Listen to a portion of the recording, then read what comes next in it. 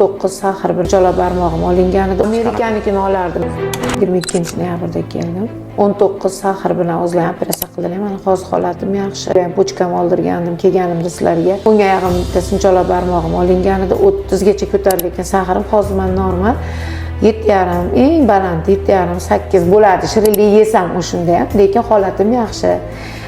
Ko'z zreniyalarim pasayganida o'ziga keldi, mashinalar bemalol minib.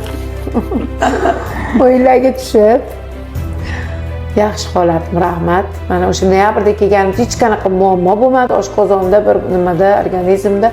Mana endi keldim. Hozir qaysi oy? Avgustmi? Noyabrda kelganimcha mana telefon orqali gaplashgan bo'lsak, hozirgacha holatim zo'r. Mana Xudoga shukr, oradan salkam 1 yil o'tdi. Sahrlari ham eng balani. Insulinlar olib tashlashdi. Mana to'xtatgansiz, dorilar to'xtadi mana.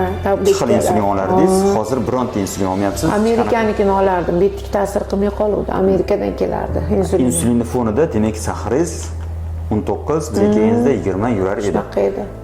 Hozir bironta dori ichmayapsiz. Bironta insulin. Operatsiyadan keyin umuman tabletka insulin ham yo'q qolgan. Xudoga shukr, dori yo'q.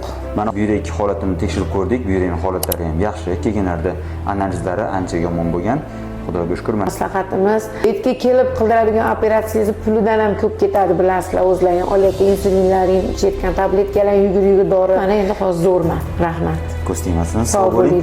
Rahmat, mana ko'rsatib